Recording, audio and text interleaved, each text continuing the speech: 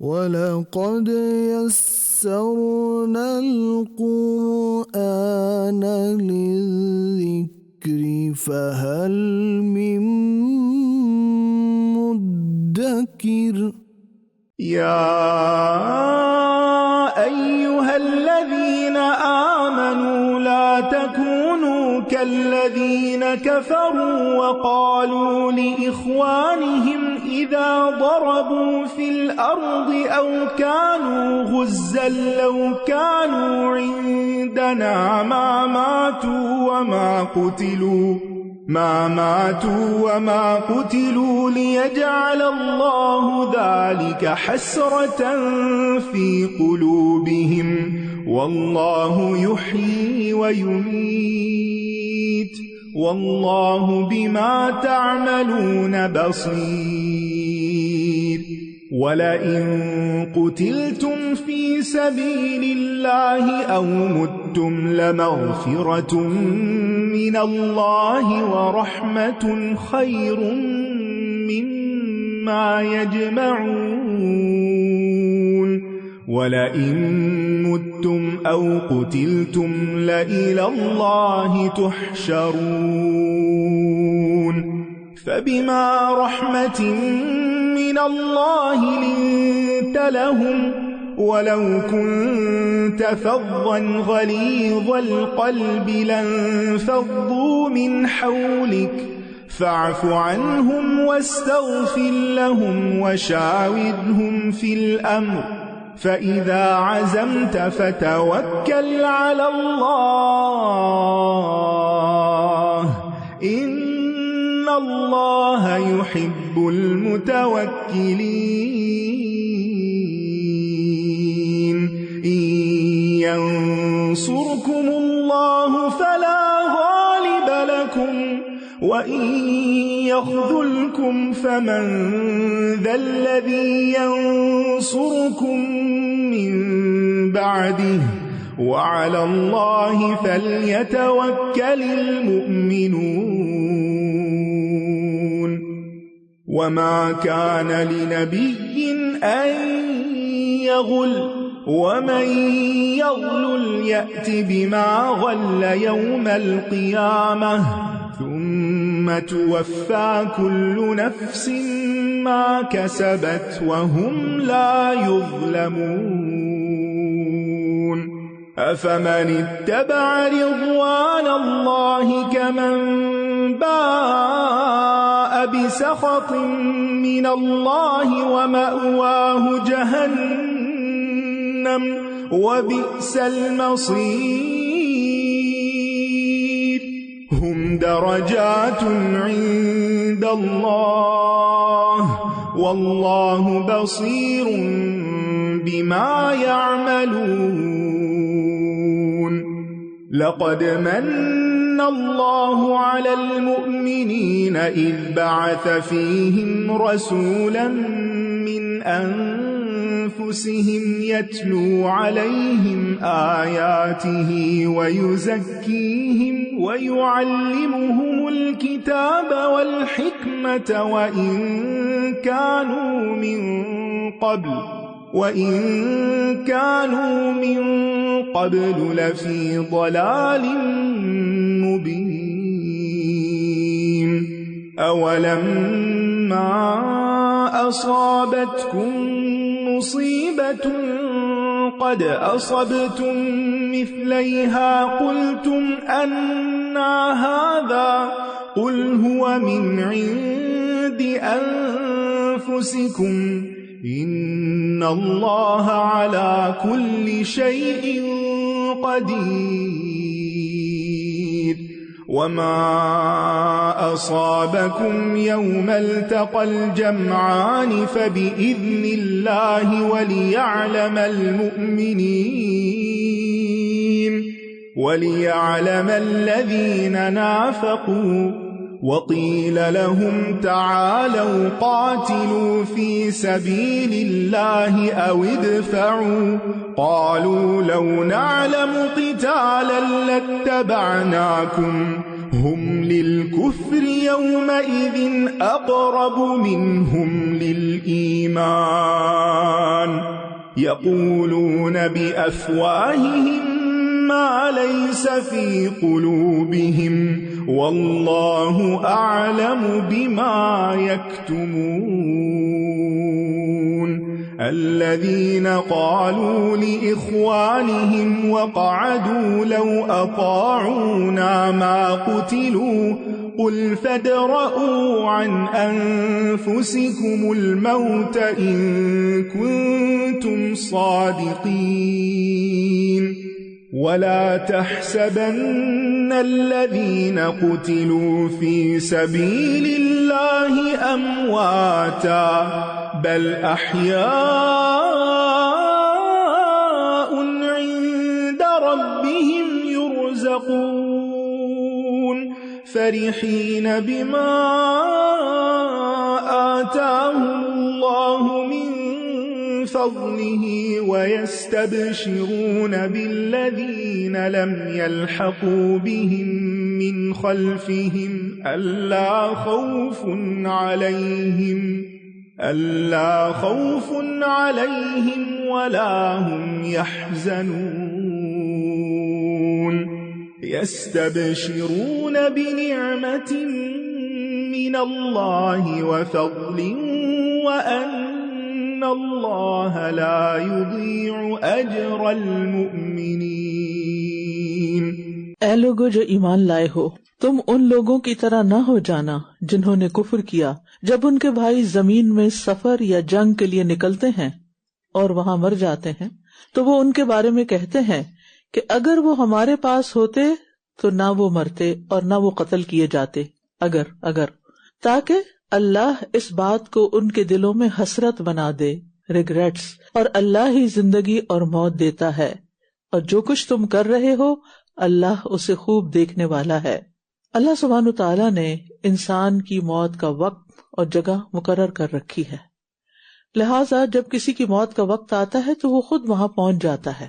اس لیے کبھی بھی یہ نہیں سوچنا چاہیے کہ اگر وہ وہاں نہ جاتا تو نہ مرتا، نہیں، اس کے لیے وہیں مرنا لکھا تھا اور یہ اللہ کا فیصلہ تھا اور اس میں کوئی حکمت تھی، لہذا اللہ کے فیصلے کو دل کی رضا سے تسلیم کر لینا چاہیے اور اس پر راضی ہو جانا چاہیے۔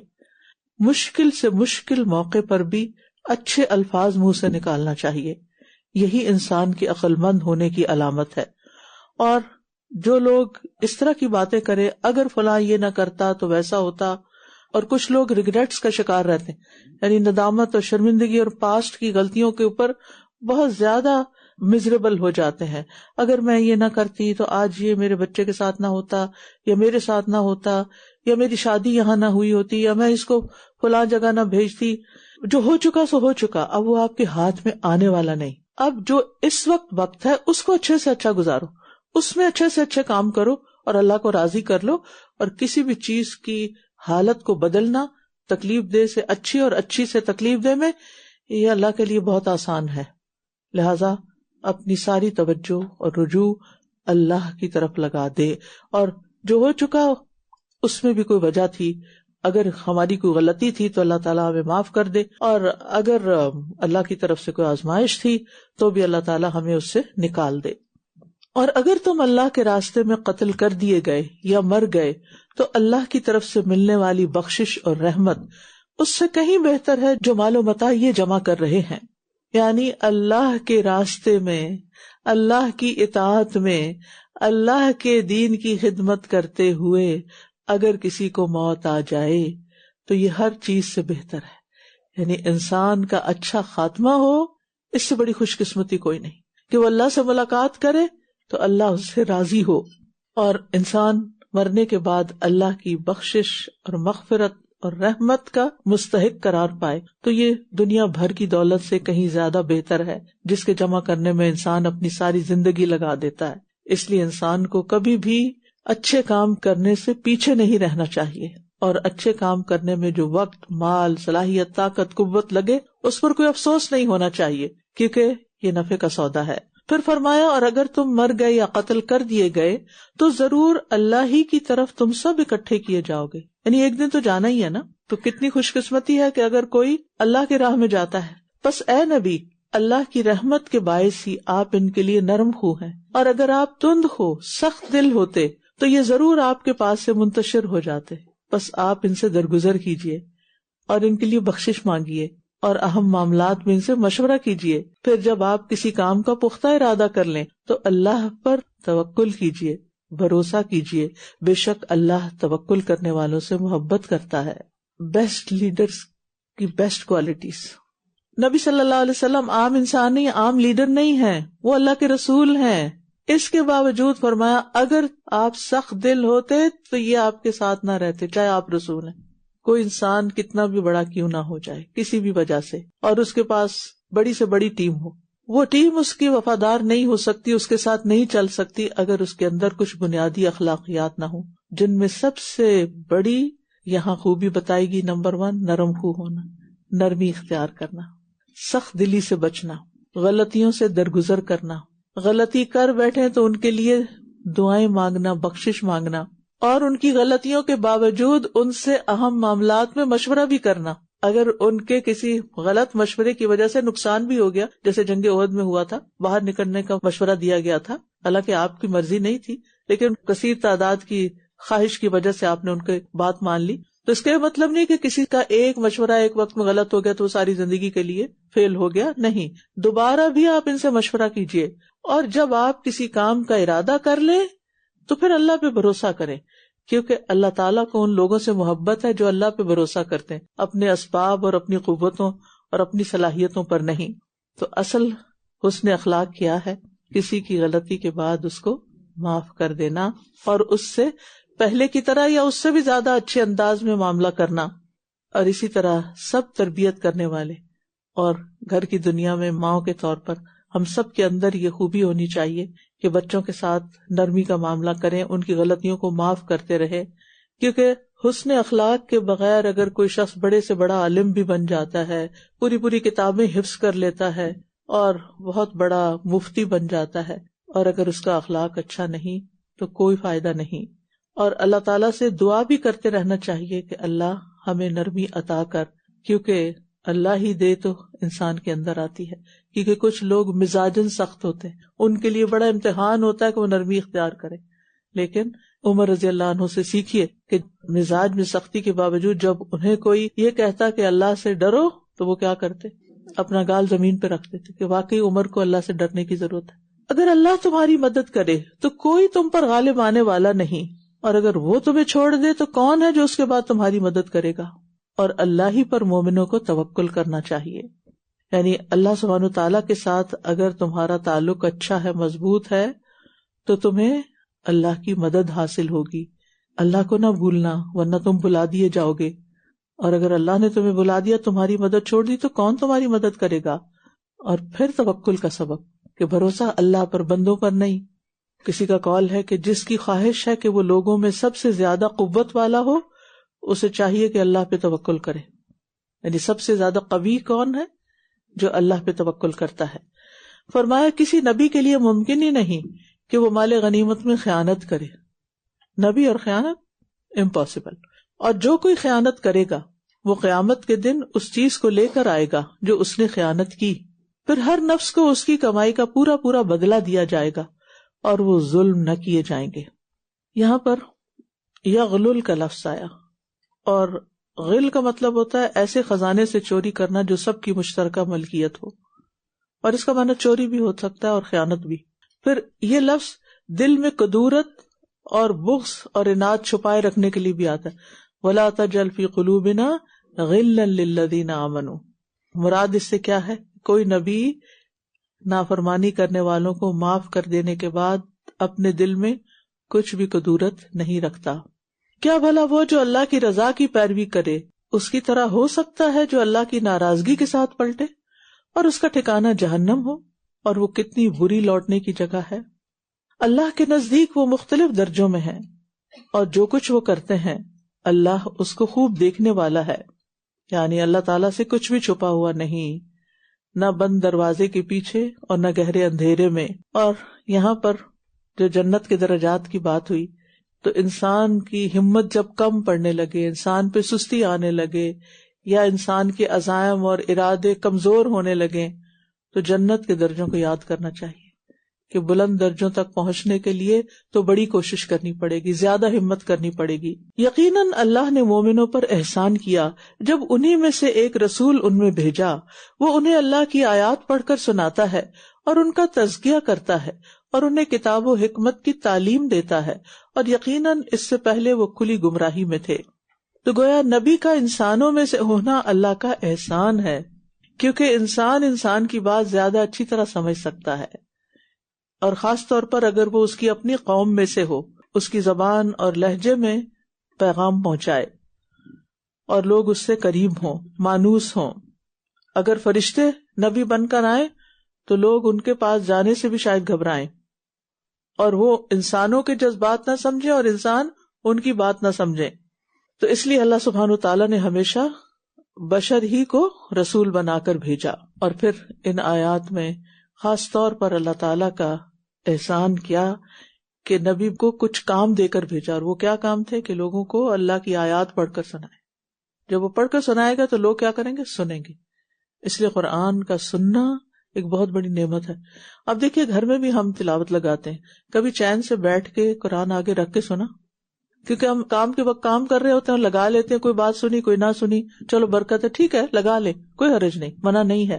لیکن کبھی سکون سے بیٹھ کر، میرے بچے جب بہت چھوٹے تھے تو میں ان کو لائن میں بٹھا کر ان کے آگے مصحف کھول کر ان کے ہاتھ میں پینسل پکڑا کر، قاری سدیت کی اس وقت بس کیسٹس ملتی تھی، mid 80s کی بات ہے، تو ان کا روز کا یہ کام ہوتا تھا کہ انہوں نے سننا ہے، اور میں نے دیکھا کہ اس کے بڑے اچھے اثرات ان پر پڑے، ان کا لہجہ اچھا ہوا، ان کے مخارج اچھے ہوئے، اور میں نے ان کو مصروف کر کے اپنا کام بھی کر لیا۔ کیونکہ آج تو مائیں اسکرین آگے رکھ کر بچوں کو مصروف کر کے ان کو کھانا بھی کھلا دیتی ہیں اور اپنے کام بھی کرتی رہتی ہیں، جب سر سے اتارنا ہو تو یعنی کہ اس قسم کے کام، یا پھر اور بچوں میں چھوڑ دیا، جو اچھی باتیں سیکھیں بری سیکھیں، جو کریں کریں، لیکن ہمیشہ بچوں کے لیے اچھی ایکٹیویٹیز تلاش کریں۔ والدین کے لیے یہ سب سے بڑی دولت ہے جو وہ کمائیں کہ اپنے بچوں پر انویسٹ کریں، اور انویسٹ کرنے میں صرف مال نہیں ہوتا، ٹائم بھی ہوتا ہے، صلاحیتیں، کریٹیوٹی، اور کیا کر سکتے، کیونکہ ماں جس طرح بچے کو سمجھتی کوئی نہیں سمجھتا، اس کو پتا ہوتا بچے کو کیا چاہیے، حتیٰ کہ باپ کو نہیں پتا ہوتا۔ اب کبھی کوئی مائیں کہتے ہیں نا اس کے کان میں درد ہے، بھائی اس نے تو بتایا نہیں، آپ کو کہاں سے پتا چل گیا؟ ماں کا ایک خاص کنیکشن ہوتا ہے، وہ اس کی رگیں جانتی ہوتی ہے، یہ کہاں ہاتھ لگاتا ہے تو اس کو کیا ہوتا ہے، یہ کب بھوکا ہوتا ہے، کب اداس ہوتا ہے، کب یعنی اس کی کیا ضرورت ہے۔ یہ اللہ نے ماں کے اندر الہام کی ہوئی ہیں یہ چیزیں، جن کی بنا پہ وہ سمجھتی۔ تو کیا وہ تربیت نہیں سکھائے گا کہ کیسے تربیت کرنی؟ واتقوا اللہ ویعلمکم اللہ۔ اور پھر آپ دیکھیے صرف تلاوت سننا کافی نہیں، تعلیم حاصل کرنا بھی ضروری ہے، صرف قرآن کی نہیں، حکمت یعنی حدیث کی بھی، اور صرف علوم حاصل نہیں کرنے بلکہ تزکیہ ساتھ ساتھ، تربیت ساتھ ساتھ۔ افسوس کہ اس وقت ہماری یونیورسٹیوں میں جو اسلام پڑھایا جاتا ہے اس میں صرف انفارمیشن پاس کی جاتی ہے، تربیت نہیں ہوتی۔ تو اس لیے کبھی بھی آپ علم سیکھیں اور سکھائیں تو اس پہلو کو فراموش نہ کریں۔ ہر چھوٹی بڑی ایکٹیویٹی میں، ہر کورس میں، ہر سبجیکٹ میں کچھ بھی آپ پڑھائیں۔ فرمایا کیا جب احد میں تمہیں ایک مصیبت پہنچی حالانکہ تم بدر میں اس سے دگنی پہنچا چکے تھے تو تم کہنے لگے کہ یہ کہاں سے آئی؟ کہہ دیجئے کہ یہ مصیبت تمہاری ہی طرف سے آئی ہے، بے شک اللہ ہر چیز پر خوب قدرت رکھنے والا ہے۔ سبحان اللہ۔ انسان پر جب تکلیف آئے تو باہر نہ دیکھے، اپنے اندر دیکھے میں نے کیا غلطی کی کہ مجھ پر یہ مشکل آ گئی۔ نعمت ملنے کے بعد اگر چھن جائے تو اپنے نفس کی اصلاح کی طرف توجہ فرمائیں کہ کیوں یہ نعمت چلی گئی۔ اور جو مصیبت تمہیں اس دن پہنچی جب دو جماعتیں آمنے سامنے ہوئیں تو وہ اللہ کے اذن سے تھی تاکہ وہ ایمان والوں کو جان لے، کیونکہ مشکل وقت میں اصل دوست کا پتہ چلتا ہے۔ یعنی اگر دنیا میں مصیبت، تکلیف اور آزمائش نہ ہوتی تو بندوں کے اندر تکبر، غرور اور دل کی سختی پیدا ہو جاتی، اور یہ چیزیں ان کے لیے ہلاکت کا باعث بنتی۔ تو اللہ سبحانہ وتعالیٰ انسان کے تکبر کو توڑتا ہے تکلیفوں میں مبتلا کر کے، اور تاکہ وہ ان لوگوں کو بھی جان لے جنہوں نے منافقت کی۔ اور جب انہیں کہا گیا کہ آؤ اللہ کے راستے میں جنگ کرو یا دفاع کرو تو کہنے لگے اگر ہم جنگ کرنا جانتے ہوتے تو ضرور ہم تمہاری پیروی کرتے۔ یہ اس دن ایمان کی نسبت کفر سے زیادہ قریب تھے، یہ اپنے منہ سے وہ کچھ کہہ رہے تھے جو ان کے دلوں میں نہیں تھا، اور اللہ اس کو زیادہ جانتا ہے जो ये दिलों में छुपा रहे थे। ये वही लोग हैं जो खुद तो पीछे बैठ रहे और अपने भाइयों के बारे में कहने लगे कि अगर वो हमारी बात मान लेते तो कत्ल न किए जाते। कह दीजिए, अगर तुम सच्चे हो तो अपने आप से मौत हटा कर दिखाओ। इंसान को ऐसी कंपनी से, ऐसे लोगों से, ऐसी दोस्तियों से, ऐसे अफराद से परहेज करना चाहिए जो उसकी सोच को मनफी कर दें और उसकी सोच में खलल डालें, और जो सिर्फ दुनिया के फायदे ही जानते हों और आखिरत को भूले हुए हों। और जो लोग अल्लाह की राह में मारे जाएं, आप उन्हें हरगिज मुर्दा ख्याल न करें, बल्कि वो जिंदा हैं, अपने रब के पास रिस्क दिए जा रहे हैं। अल्लाह ने उन्हें अपने फजल से जो कुछ अता किया है वो उस पर खुश हैं, और उन अहले ईमान के बारे में भी वो खुश होते हैं जो उनके पीछे हैं और अभी तक शहीद होकर उनसे नहीं मिले, कि उन पर ना कोई खौफ होगा और ना वो गमगीन होंगे। जब आप किसी अच्छी जगह पहुंचते हैं ना, और आपके बच्चे अभी नहीं पहुंचे होते, तो आप उनके बारे में भी सोच सोच के खुश होते हैं, जहां आएंगे तो बहुत खुश होंगे। वो अल्लाह की नेमत और फजल पर खुश होते हैं, और यकीनन अल्लाह मोमिनों का अजर जाया नहीं करता। यानी शहीद अपना अजर देखकर अपने पीछे वालों के लिए क्या ख्वाहिश रखते हैं कि काश वो भी शहादत से हमकिनार हो और हमारे साथ आ मिले, हम जैसी पुरलुत्फ जिंदगी गुजारें। और शहीद के लिए सबसे बड़ी तमन्ना क्या हो कि वापस जाऊं और फिर शहीद होकर आऊं। याद रखिए, मरने वालों को खाना पीना कुछ नहीं मिलता, कोई ऐशो इशरत नहीं मिलती, लेकिन शुहदा को मिलता है, युरज़क़ून। तो इसलिए जो दुनिया में रिस्क पर, खाने पीने पर, इन चीजों पर अपने रब की रजा को फौकियत देगा, तो क़यामत से पहले भी, मरने के बाद अल्लाह ताला उस बंदे को रिस्क अता करेगा। अल्लाह की खातिर कुछ भी कुर्बान तो करके देखें कैसे कदरदानी करता है। الذين استجابوا لله والرسول من بعد ما أصابهم القرح للذين أحسنوا منهم واتقوا أجر عظيم الذين قال لهم الناس إن الناس قد جمعوا لكم فاخشوهم فزادهم إيمانا وقالوا حسبنا الله ونعم الوكيل فانقلبوا بنعمة من الله وفضل لم يمسسهم سوء واتبعوا رضوان الله والله ذو فضل عظيم إنما ذلكم الشيطان يخوف أولياءه فلا تخافوهم وخافون إن كنتم مؤمنين ولا يحزنك الذين يسارعون في الكفر إنهم لن يضروا الله شيئا يريد الله ألا يجعل لهم حظا في الآخرة ولهم عذاب عظيم إن الذين اشتروا الكفر بالإيمان لن يضروا الله شيئا ولهم عذاب أليم ولا يحسبن الذين كفروا أنما نملي لهم خير لأنفسهم إنما نملي لهم ليزدادوا إثما ولهم عذاب مهين ما كان الله ليذر المؤمنين على ما أنتم عليه حتى يميز الخبيث من الطيب وما كان الله ليطلعكم على الغيب ولكن الله يجتبي من رسله من يشاء فآمنوا بالله ورسله وَإِن تُؤْمِنُوا وَتَتَّقُوا فَلَكُمْ أَجْرٌ عَظِيمٌ وَلَا يَحْسَبَنَّ الَّذِينَ يَبْخَلُونَ بِمَا آتَاهُمُ اللَّهُ مِنْ فَضْلِهِ هُوَ خَيْرًا لَهُمْ بَلْ هُوَ شَرٌّ لَهُمْ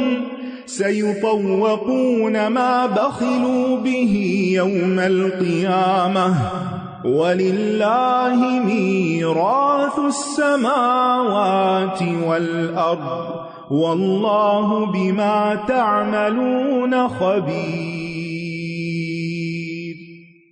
وہ مومن جنہوں نے احد میں زخم لگنے کے باوجود اللہ اور رسول کے حکم پر لبیک کہا، ان میں سے جنہوں نے نیکی اور تقوی کی روش اختیار کی، ان کے لیے بہت بڑا اجر ہے۔ وہ لوگ کہ جن سے منافقوں نے کہا کہ لوگ تمہارے خلاف جمع ہو گئے ہیں تو ڈرو ان سے، تو اس بات نے انہیں ایمان میں اور بڑھا دیا اور وہ کہنے لگے ہمیں اللہ کافی ہے اور وہ بہترین کارساز ہے، حسبنا اللہ ونعم الوکیل۔ جو سچے مومن ہوتے ہیں ان کے دلوں کو خوف اور گھبراہٹ والی خبریں متزلزل نہیں کرتی، وہ اپنے مقصد کو نہیں چھوڑتے، وہ ثابت قدمی اختیار کرتے ہیں۔ وہ تکلیف کے وقت میں، دکھ کے وقت میں، زخم لگنے کے باوجود، چوٹیں کھانے کے باوجود، غم پہ غم آنے کے باوجود جب پھر اللہ کا حکم آتا ہے تو وہ لبیک کہتے ہیں اور نیکی کے راستے میں آگے بڑھتے ہیں، تقوی کی روش اختیار کرتے ہیں۔ ایسے ہی لوگوں کے لیے بہت بڑا اجر ہے۔ مشکل وقت میں حسبی اللہ کہنا یا حسبنا اللہ ونعم الوکیل کہنا انسان کو تکلیفوں سے بچا لیتا ہے، اللہ کی مدد آتی ہے ایسے شخص کے ساتھ۔ مصیبت کے وقت اس کلمے کو بار بار دہرائیں اور معنی کو سمجھتے ہوئے ادا کریں، کیونکہ شعور کے ساتھ پڑھنے کے ساتھ ہی کیفیت بدلتی ہے۔ صرف ایک رٹے ہوئے الفاظ یا صرف ریپیٹیشن نہیں بلکہ سوچ کے پڑھیں، کیونکہ آزمائشیں تو مومنوں پر آتی رہتی ہیں، لیکن مومنوں کو اللہ کافی ہو جاتا ہے اور وہی سب کام سنوار سکتا ہے، کیونکہ ساری قدرت اور طاقت اسی کے ہاتھ میں ہے۔ مصیبت کے وقت اللہ پر توکل کرنا سب سے بڑی مدد ہے، اور یہ بہت معاون اور مددگار چیز ہے کہ انسان کا رخ اللہ کی طرف ہو جائے، کیونکہ مشکل آنے کا مقصد بھی یہی تھا کہ انسان اللہ سے اور قریب ہو۔ بس وہ اللہ کی نعمت اور فضل کے ساتھ لوٹے، انہیں کوئی تکلیف نہ پہنچی اور انہوں نے اللہ کی رضا کی پیروی کی، اور اللہ بہت بڑے فضل والا ہے۔ یعنی اپنے معاملات اللہ کے سپرد کرنے والوں کو 4 نعمتیں ملتی ہیں۔ نعمت یعنی مزید نعمت، فضل اور مہربانی، تکلیف کا دور ہونا، اور اللہ کی رضا کی پیروی کرنے کی ہمت طاقت۔ لہذا رضی اللہ عنہم ورضوا عنہ، یہ تو شیطان ہی ہے جو تمہیں اپنے دوستوں سے ڈراتا ہے، تو تم ان سے نہ ڈرو اور مجھی سے ڈرتے رہو اگر تم مومن ہو۔ لہذا مشکل وقت میں شیطان کے وسوسوں سے بچ کر اللہ پر بھروسہ کرنا چاہیے۔ یاد رکھیے، بے قراری پیدا کرنے والی، خوف پیدا کرنے والی سوچیں شیطان کی طرف سے ہوتی ہیں۔ لہذا جب کبھی ایسی کوئی چیز دل پہ آنے لگے تو سمجھے شیطان کا حملہ ہے، اعوذ باللہ بھی پڑھیں اور اللہ سے ہدایت کی دعا بھی مانگیں، اللہم اہد قلبی وسدد لسانی واسلل سخیمۃ صدری۔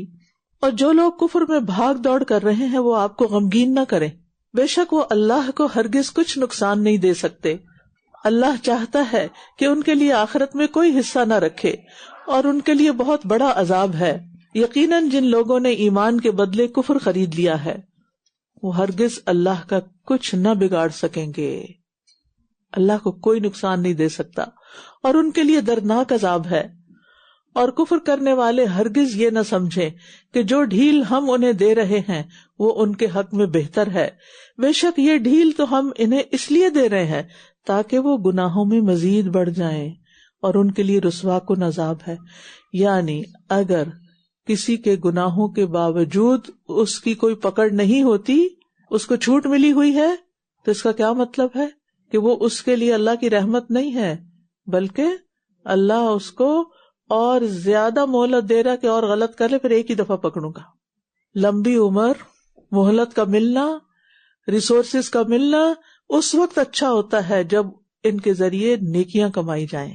اور انسان ہے، کبھی پھسل بھی جاتا ہے، گر بھی جاتا ہے، تو فوراً اللہ کی طرف پلٹے اور پھر گناہوں میں آگے نہ بڑھتا رہے. یعنی پھسلن کا مطلب ہے کہ اللہ کے رستے سے تھوڑا سا ہٹ گیا، یا کوئی غلطی کر بیٹھا، کوئی گناہ کر بیٹھا، کوئی بھول چوک ہو گئی، تو فوراً کیا کرے؟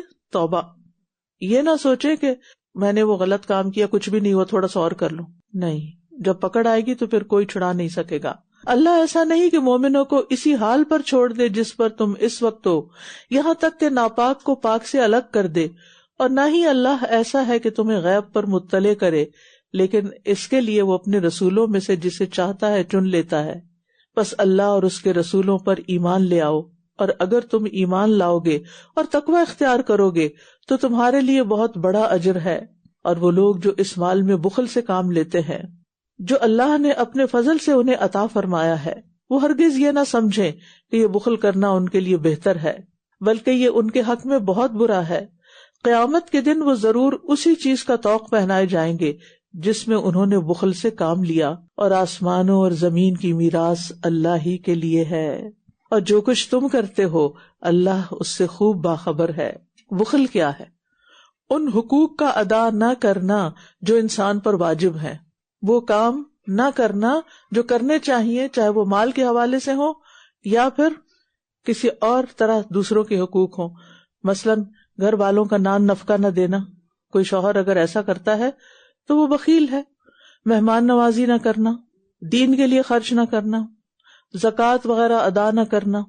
تو جو بھی بخل کرے گا قیامت کے دن کیا ہوگا؟ اس کا مال اس کے گلے میں طوق بن جائے گا. یاد رکھیے، انسان کے بخل سے اللہ تعالیٰ کا کوئی نقصان نہیں ہوتا، اور نہ ہی اللہ کے دین کو کوئی نقصان پہنچتا ہے، کیونکہ اللہ تو ہر چیز کا مالک ہے. آسمانوں کی ہر چیز کا مالک ہوا، زمین کی ہر چیز کا. یعنی جو کلی مالک ہے اسے کیا فرق پڑتا ہے کہ اگر کوئی اسی کی چیز میں سے اس کے لیے نہیں رکھتا. اور پھر اس اعتبار سے بھی اس کو دیکھیں کہ جب ہر چیز اللہ نے دی ہے اور اللہ ہی کے اختیار میں ہے تو پھر اس میں بخل کس لیے؟ اگر جس نے دیا ہے اس کو نہیں دے رہا تو میں کس کو دوں گا؟ جس رب نے دیا ہے اس کے راستے میں نہیں دے رہے، اسی کو نہیں دے رہے جس نے دیا ہے، تو پھر کسی اور کو تو دینے کی بات ہی نہیں بنتی نا. بدترین بخیل ہے نا. یعنی مثلاً والدین اپنی ساری پراپرٹی اپنے بچے کو دے دیتے ہیں اور وہ والدین کو گھر سے باہر نکال دیتا ہے. ہم یہی سلوک اللہ تعالیٰ کے ساتھ کر رہے ہیں. اللہ نے ہمیں سب کچھ دیا اور ہمارے مال میں، ہمارے وقت میں، ہماری صلاحیتوں میں اللہ کا کوئی حصہ نہیں. نہ نماز پڑھنے کے لیے وقت ہے، نہ کسی اور نیک کام کے لیے وقت ہے. یہ زندگی دی کس نے تھی؟ یہ جان دی ہوئی اسی کی تھی. حق تو یہ کہ حق ادا نہ ہوا. ساری زندگی میں اس کی اطاعت میں گزار دیں تو حق نہیں ادا ہو سکتا جتنی ہمارے پاس نعمتیں ہیں. اس لیے کبھی بھی اللہ کے راستے میں خرچ کرتے ہوئے، دیتے ہوئے، کچھ بھی کرتے ہوئے یہ نہ سوچیں کہ ہم بڑا احسان جتا رہے ہیں. جس نے دیا ہے اسی کو ہی تو لوٹا رہے ہیں، اس میں پھر احسان کیا؟ اس لیے انسان کو ہر وہ چیز جو اس کو ملی ہے، کبھی لسٹ بنائیں کیا کیا ہے میرے پاس، اس کے بارے میں سوچیں میں اس کو دوسروں کے ساتھ کیسے شیئر کر سکتی ہوں. علم کا خزانہ ملا ہے تو علم کیسے شیئر کر سکتے ہیں، اور مال ملا ہے وہ کیسے شیئر کر، باقی چیزیں کیسے شیئر کر سکتے ہیں. کیوں؟ اس لیے کہ اللہ نے اس شیئرنگ پر اجر رکھا ہوا ہے. وَلَقَدْ يَسَّرْنَا الْقُرْآنَ لِلذِّكْرِ فَهَلْ مِن مُّدَّكِرٍ